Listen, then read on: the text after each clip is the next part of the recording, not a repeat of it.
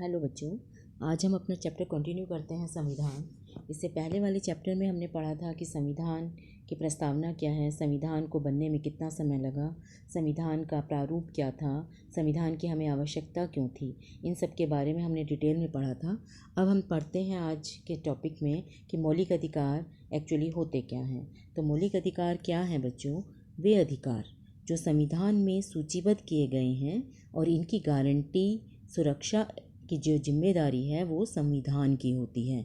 इन अधिकारों में बच्चों परिवर्तन नहीं किया जा सकता। अगर हमें कोई परिवर्तन करना है तो संविधान में संशोधन के द्वारा ही इसमें कोई परिवर्तन किया जा सकता है। अगर हम सिंपल अर्थों में मौलिक अधिकारों के बारे में समझें कि अधिकार क्या होते हैं। अधिकार वे होते हैं जो किसी व्यक्ति के व्यक्तिगत विकास के लिए बहुत आवश्यक होते हैं। इसके बिना कोई भी व्यक्ति विकास नहीं कर सकता। जिस समाज में वो रहता है वहाँ पर विकास करने के लिए उसे कुछ अधिकार मिले होने चाहिए, तभी वो अपना विकास कर पाएगा। इन्हें हम मौलिक अधिकार इसलिए कहते हैं क्योंकि इन्हें देश के संविधान में स्थान मिला हुआ है। ठीक है, तो इन्हें हटाया नहीं जा सकता, केवल संविधान में संशोधन के द्वारा ही इन्हें हटाया जा सकता है। इन अधिकारों को बच्चों कोई हनन भी नहीं कर सकता। अगर लगता है कि हमारे अधिकारों का हनन हो रहा है तो उनके खिलाफ हम न्यायालय में जा सकते हैं, इसका भी प्रावधान है। मौलिक अधिकार समाज में प्रत्येक व्यक्ति को बिना भेदभाव किए समान रूप से मिले होते हैं। इन अधिकारों का भी कोई उल्लंघन नहीं कर सकता। तो मौलिक अधिकार को बच्चों संविधान के पार्ट 3 में रखा गया है और इसके अंदर आर्टिकल 12 से 35 तक हमारे मौलिक अधिकार ही हैं, जो कि पार्ट 3 में रखे गए हैं। तो पहले जो हमारे मौलिक अधिकार थे, मूल संविधान के अंदर जो हमारे मौलिक अधिकार थे वो 7 थे, लेकिन 7वां जो अधिकार था, जो कि हमारा संपत्ति का अधिकार था, उसको एक संशोधन के द्वारा हटा दिया गया और वो कानूनी अधिकार बना दिया गया। ये बच्चों नोट करने वाली चीज़ है और ये बहुत इम्पोर्टेंट भी है।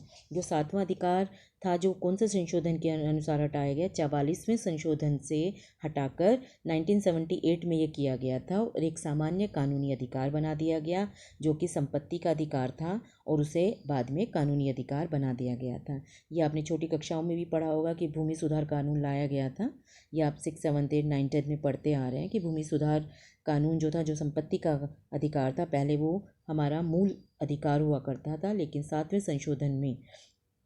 7वें मौलिक अधिकार को 44वें संशोधन के द्वारा 1978 में हटा दिया गया और कानूनी अधिकार बना दिया गया। ठीक है बच्चों, तो अब बात करते हैं हम मौलिक अधिकार के प्रकार की, कि हमारे 6 मौलिक अधिकार कौन कौन से हैं, वो हम एक बार देख लेते हैं। सबसे पहले जो आता है वो है समानता का अधिकार, जो कि हमारे आर्टिकल 14 से 18 तक वर्णित है। उसके बाद सेकंड आता है हमारा स्वतंत्रता का अधिकार, जो हमारा अनुच्छेद 19 से 22 तक दिया गया है। अब आता है शोषण के विरुद्ध अधिकार, अनुच्छेद 23 से 24 तक रखा गया है। उसके बाद धार्मिक स्वतंत्रता, सभी धर्मों को समानता का अधिकार है। सभी धर्म अपने आप में कोई भी धर्म अपना सकते हैं, ये भी एक अधिकार है, जो कि हमारा अनुच्छेद 24 से 25 में दिया गया है।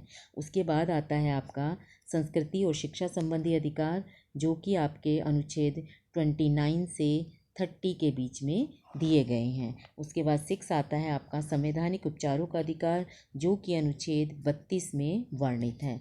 तो बच्चों, ये थे आपके अधिकार और 6 मौलिक अधिकार। इनके बारे में हम डिटेल में अभी नेक्स्ट वीडियो में देखेंगे, तो आप इसको में भी समझ आ गया होगा कि हमारे अधिकार की क्या है, अधिकार का अर्थ क्या होता है और हमारे 6 मौलिक अधिकार कौन कौन से हैं। Thank you.